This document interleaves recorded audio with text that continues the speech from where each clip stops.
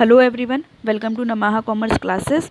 So our today's topic is nominal and real GDP.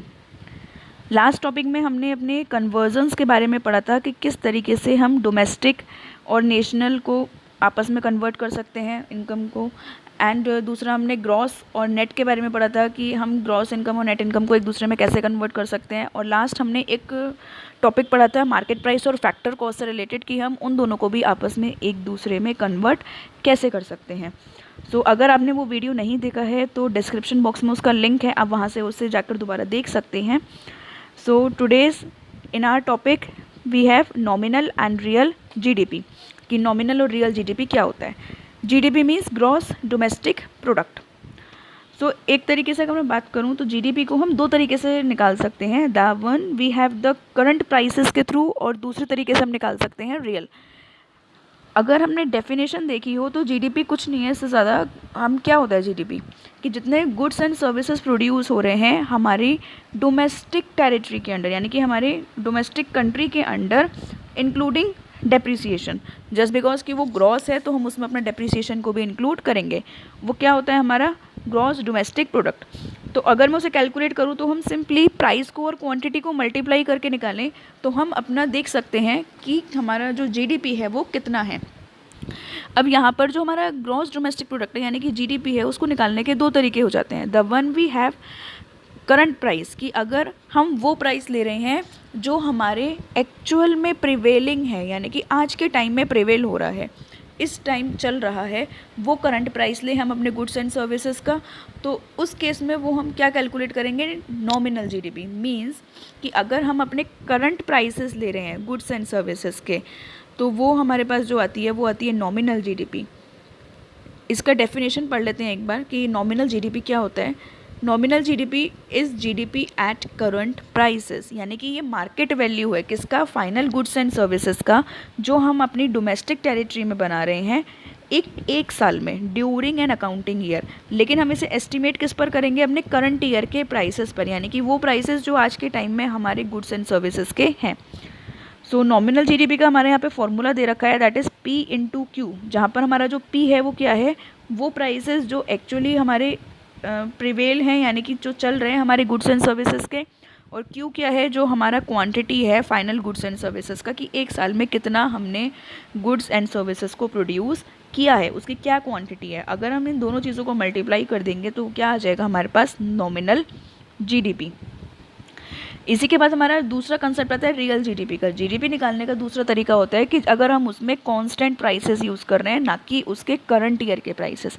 Constant prices को हम दूसरे terms में अगर देखें तो बेस ईयर प्राइस भी बोलते हैं, यानी कि पुराने प्राइसेस क्या थे। जैसे कि सपोज़ ये 2020 चल रहा है तो अगर मैं अपना बेस ईयर प्राइस ले लूँ, 2015 का प्राइस ले लूँ या 2011 का प्राइस ले लूँ, कि जो गुड्स एंड सर्विसेज का क्वांटिटी तो मैं आज की देखूंगी, लेकिन जो प्राइस लूँगी वो कौन सा लूँगी, बेस ईयर का लूँगी, यानी कि 2011 का लूँगी। तो वो क्या कहलाएगा मेरा, उस कंडीशन में जो हम जीडीपी कैलकुलेट कर रहे हैं वो होती है हमारी रियल जीडीपी, यानी कि उस जीडीपी को हम कांस्टेंट प्राइसेस के थ्रू ले रहे हैं या फिर बेस ईयर के प्राइसेस के थ्रू ले रहे हैं।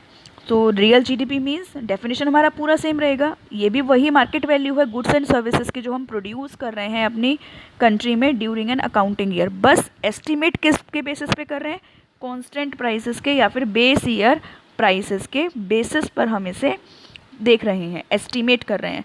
तो यहाँ पर रियल जीडीपी का फॉर्मूला क्या हो जाएगा, Q इंटू पी। पी के ऊपर मैंने स्टार यूज़ किया है क्योंकि जो स्टार है वो शो कर रहा है कि मेरे जो प्राइसेस है वो कौन से ईयर के हैं, बेस ईयर के हैं या फिर कांस्टेंट प्राइसेस हैं, वो आज के टाइम के यानी कि करंट प्राइसेस नहीं है। सो यहाँ पर हमारे दो मेथड्स हो गए। अगर मैं अपनी जीडीपी कांस्टेंट प्राइसेस के थ्रू निकालूंगी तो वो क्या कहलाएगी, रियल जीडीपी। और अगर मैं जीडीपी अपनी करंट प्राइसेस के थ्रू कैलकुलेट करूंगी तो वो क्या कहलाएगी, मेरी नॉर्मल जीडीपी, नॉमिनल जीडीपी। तो ये हमारे पास दो होते हैं, real GDP and nominal GDP. अब हमारी बात आती है यहाँ पे कन्वर्जन की, यानी कि मेरे पास यहाँ पर दो फॉर्मूलेज हैं कि अगर मुझे रियल जीडीपी को नॉमिनल में कन्वर्ट करना हो तो मैं कैसे करूँगी, या नॉमिनल को अगर मुझे रियल में करना है तो वो मैं कैसे करूँगी।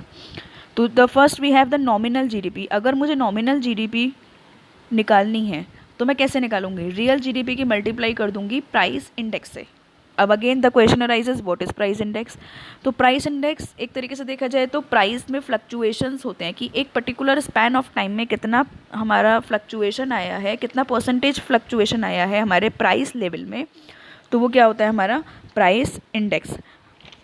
तो यही चीज़ हमारी जो नॉमिनल जीडीपी है वो क्या हो गई, is equals to real GDP into price index divided by 100।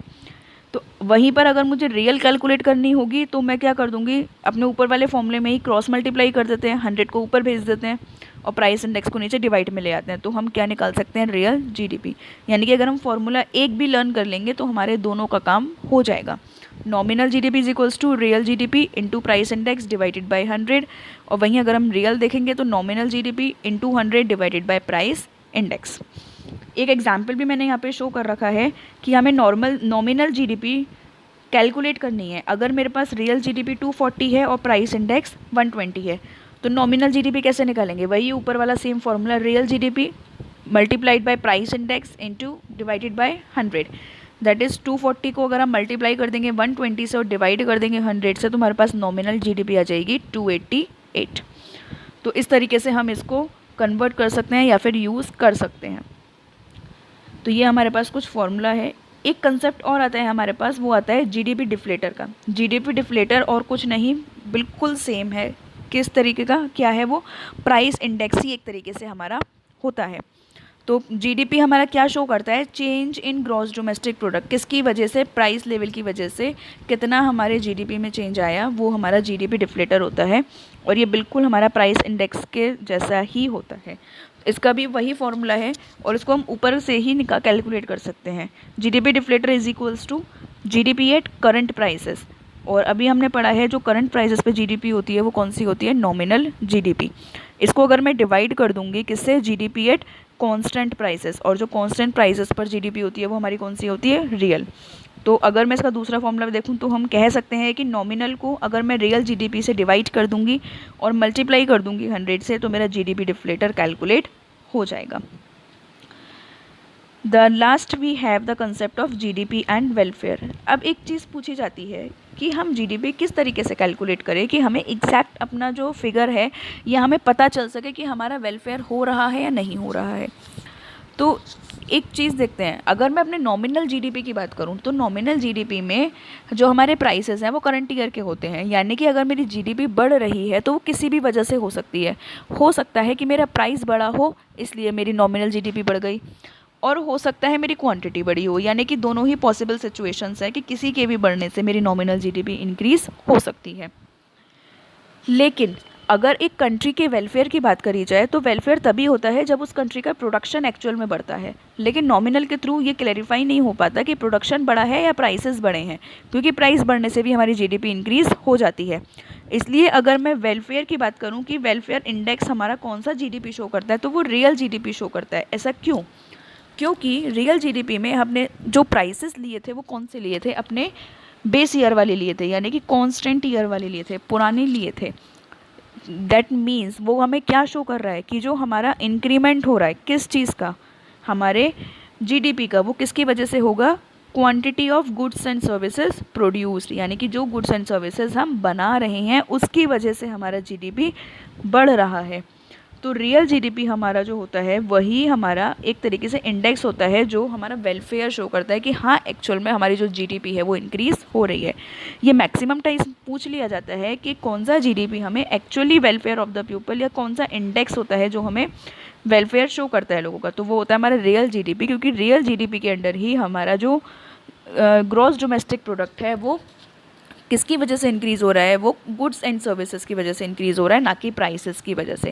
क्योंकि प्राइसेस रियल जीडीपी में हमारे कौन से होते हैं, कांस्टेंट होते हैं। लेकिन वेलफेयर ऑफ द पीपल की अगर मैं बात करूं तो वही चीज़ है, मेज़र किस में करा जाएगा कि कितने गुड्स एंड सर्विसेज पर पर्सन उनके पास अवेलेबल है। वही हमारा क्या इंडेक्स है, वेलफेयर ऑफ द पीपल को शो करता है। लेकिन हर चीज़ के कुछ ना कुछ ड्रॉबैक्स होते हैं, लिमिटेशंस होते हैं। जीडीपी के भी अपने लिमिटेशंस हैं। कौन से limitations? As a social welfare. ज़रूरी नहीं है हर बार एक इंक्रीज़ हुआ जीडीपी हमें दिखा रहा है कि हमारी कंट्री में सोशल वेलफेयर ही हुआ है। ऐसे 4 कॉजेज़ हैं। जैसे फर्स्ट वन है डिस्ट्रीब्यूशन ऑफ इनकम।